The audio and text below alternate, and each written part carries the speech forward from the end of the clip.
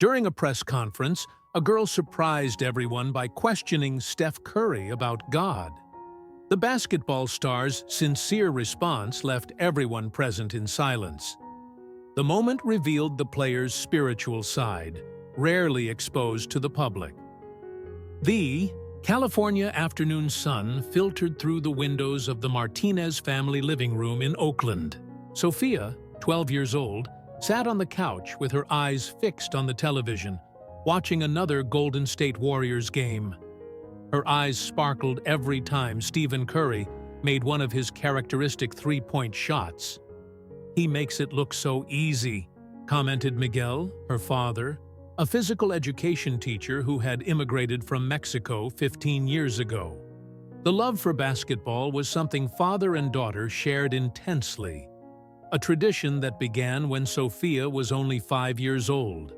Claire, Sophia's mother and a nurse at Highland Hospital, smiled at the familiar scene, although a shadow of concern crossed her face.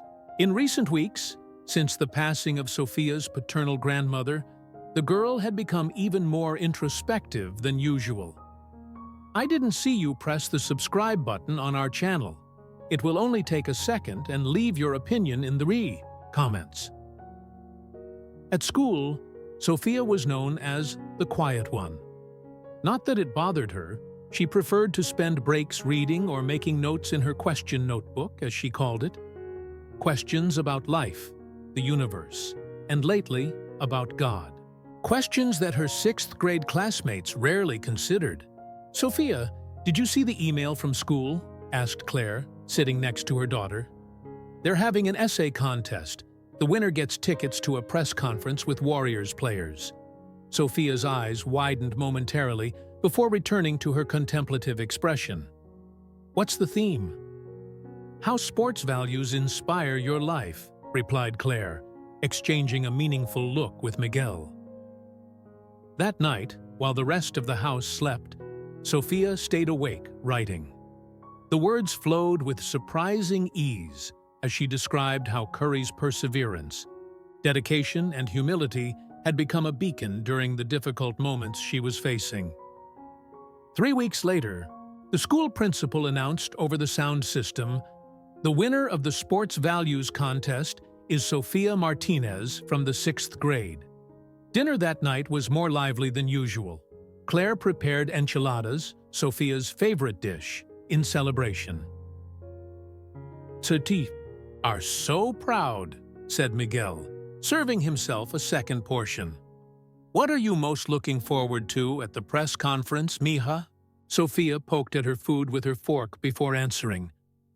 "I have a question to ask Curry, if I have the courage." "What kind of question?" inquired Claire. "About God," Sophia replied simply. "About how he knows God is there, even when bad things happen." Silence fell over the dinner table. Miguel and Claire exchanged glances. Since her grandmother's funeral, Sophia had asked several questions about faith and suffering that they struggled to answer. On the day of the press conference, the Warriors Media Center buzzed with the energy of dozens of sports journalists. Sophia, wearing her number 30 jersey, sat in the last row next to her father, observing everything with attentive eyes. Curry entered the room with his characteristic air of relaxed confidence. He responded smoothly to questions about statistics, plays, and rivals. When it was time for audience questions, an assistant walked around with a microphone. "Go ahead," whispered Miguel, giving a light push on his daughter's shoulder. With her heart beating fast, Sophia raised her hand. To her surprise, the assistant walked in her direction and handed her the microphone. The cameras turned. The murmuring ceased. She swallowed hard, stood up, and with a surprisingly firm voice, asked the question she had been keeping in her heart. "Mr. Curry, everyone knows you talk a lot about God and faith. After my grandmother passed away 2 months ago, I've been thinking a lot about this. How do you really know God is there when bad things happen?" And how does your faith help you in difficult moments, not just in basketball, but in real life? Deep silence took over the room. The last echo of Sophia's voice faded in the press room. The journalists, normally eager to record every word, stopped typing. The cameras, which always sought dramatic reactions, remained fixed on Curry, as if their operators had momentarily forgotten their function. Steph Curry, accustomed to questions about tactics and rivalries, blinked a few times. He slowly removed his cap, a rare gesture during press conferences. He ran his hand through his short hair and leaned forward, elbows resting on the table. Something in his posture changed. He was no longer the basketball star giving an interview, but simply a human being connecting with another. "That," he began, with a gentle smile directed at Sophia, "is probably the most important question I've been asked here." He paused briefly. "First, I want to say that I'm sorry about your grandmother. Losing someone we love is really difficult, especially when we're young." Curry's expression became more thoughtful. "You know, I've also lost important people and questioned my faith. I have days when doubts seem stronger than certainties." His eyes met Sophia's again. "For me, faith doesn't mean never doubting. It means continuing to believe even when everything seems confusing." He adjusted the microphone, as if also organizing his thoughts. "It's like practicing shots. There are days when nothing goes in, when I don't feel the rhythm, when it seems like I've forgotten how to play, but I keep practicing, because I know these moments pass. Faith is similar. I keep practicing even when I don't feel God nearby." The silence in the room was almost palpable. Not even the click of cameras dared to interrupt. "In my worst moments," he continued, "I don't find magical answers, but I find comfort in the idea that I'm not alone in suffering. My faith gives me perspective. It reminds me that there's something bigger than basketball, bigger than wins and losses." Curry then shared about the injury that almost compromised his career. "I asked myself, why now? Why, when I was at my best moment? But I learned to change the question from why me to what can I learn from this?" His eyes gained a gleam of contained emotion. Sometimes, faith isn't about having all the answers, but about finding peace, even when we don't have them, and about using our experiences, even the painful ones, to help others who are suffering. Without looking away from Sophia, he concluded, "You asked a question that many adults are afraid to ask publicly. That shows a lot of courage and maturity. I hope that, regardless of how your spiritual journey develops, you keep that courage to question and seek answers that make sense to you." When he finished, no one moved. The press officer, a usually impassive man, had to clear his throat twice before being able to call the next question. Several journalists discreetly wiped their eyes. At the back of the room, Del Curry, Stephen's father, watched with visible pride. Miguel hugged Sophia around the shoulders, feeling her tremble slightly under his arm. The conference continued, but something had changed in the atmosphere. The following questions seemed less important, and glances continued returning to Sophia, who was now writing furiously in a small blue notebook, capturing every word she had just heard. "This way, please." A warrior's security guard guided Miguel and Sophia through a side exit, as several reporters tried to approach, microphones extended in their direction. "Mr. Curry asked us to ensure your privacy." In the car, Sophia remained silent, her fingers tracing the edges of the small blue notebook where she had noted Curry's response. The city of Oakland passed by the window, but her thoughts were elsewhere. "Are you okay?" asked Miguel, glancing briefly at his daughter before turning his attention back to traffic. "I am," she replied. "Just thinking." Claire waited anxiously, at the door, still wearing her hospital uniform. "So, how was it?" she asked, hugging Sophia. During dinner, it was Miguel who narrated the event, with broad gestures and enthusiastic voice, contrasting with his daughter's contemplative silence.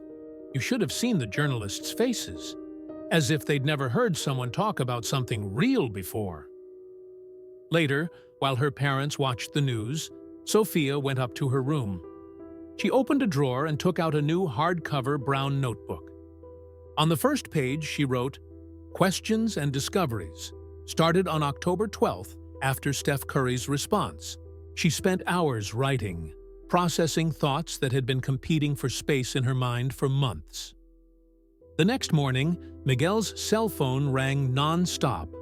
The video had been posted online and spread like wildfire. There's faith beyond basketball and Steph Curry response dominated social media. Sports programs dedicated entire segments not to analyzing plays, but to discussing the depth of Curry's response. At school, Sophia noticed the looks and whispers as she walked down the hallways. Julie Reynolds, one of the popular girls who had never paid attention to her, approached during break. "I saw the video," said Julie. "Was it really you who asked Curry that question?" "My dad said it was the most real thing he's ever seen in a sports interview." In social studies class, Ms. Bennett surprised the class by playing the clip. This is a perfect example of how public figures can transcend their roles and influence. "Important cultural conversations," she explained, looking directly at Sophia with new respect. Meanwhile, at the Warriors Training Center, Curry examined the hundreds of messages he had received. Fans from all over shared their own stories of struggle and faith. During a team meeting, Coach Steve Kerr made an unexpected pause. "I want to say something," he began. "What happened yesterday at the press conference? That's true leadership, Steph. Not just on the court." His teammates nodded in agreement, including those who didn't share his religious beliefs. There was respect for authenticity, for the ability to respond honestly without imposing perspectives. A week later, the Martinez's phone rang. It was the producer of a popular national talk show. Initially, Miguel and Claire were against the idea of exposing Sophia even more. But then another call came, from Curry himself. "I totally respect if you prefer to keep this private," he said. "But I've been receiving so many messages from families dealing with loss and questioning. Sophia's courage in openly asking what many think silently, that could help other people." On the show, under bright lights and cameras, Sophia surprised everyone with her composure. "I didn't expect an answer," she explained to the host. "I just wanted to know if someone everyone admires also had the same doubts as me." The most impactful moment came when a hospital chaplain from Boston called into the show live. "I showed the video to a 13-year-old girl with leukemia," he said, his voice breaking. "It was the first time in weeks I've seen her smile." She said, "If Steph Curry also has doubts sometimes, maybe it's okay for me to have mine." The host, known for his irreverent style, looked directly at the camera with unusual seriousness. "In 20 years on this show," he said, "I've rarely seen a sports moment transcend its original context so much." Spring arrived in Oakland with an explosion of colors. Cherry blossoms contrasted with the intense blue of the Californian sky. 6 months had passed since that press conference that no one in the Martinez family would forget. In the community room of the local library, a circle of teenagers was gathered. In the center, Sophia, now almost 13 years old, facilitated the weekly discussion of the group she had founded. "Important questions. There's no wrong question here," she said to a new participant who seemed hesitant. "We're all trying to understand together." The group had started with just 3 teenagers, but now had almost 20. They discussed everything from loss and grief to questions of identity and purpose, themes that rarely found space in everyday conversations among young people. At Westlake Middle School, Miguel had revolutionized his physical education classes. "Mindfulness isn't just for yoga classes," he explained to surprised fellow teachers. Now, his students ended each class with 5 minutes of reflection on how physical challenges connected with emotional and mental challenges. Claire, inspired by her daughter's courage, had begun facilitating support groups for families at Highland Hospital. "Sometimes, we just need a space to ask difficult questions without fear of judgment," she told hesitant administrators. The program quickly became one of the most requested at the hospital. On a sunny Sunday, the Martinez family visited the cemetery. Sophia placed fresh flowers on her grandmother's grave, and then opened her diary, no longer with tears, but with a sense of continuity. "Abuelita, you won't believe what happened this week," she said, reading her latest notes aloud, as if conversing with her grandmother. 2 weeks before, something extraordinary had happened. An envelope arrived by mail, tickets to a Warriors game, with a small card signed by Curry. After the game, they were led to a private room where the star waited for them, away from the media spotlight.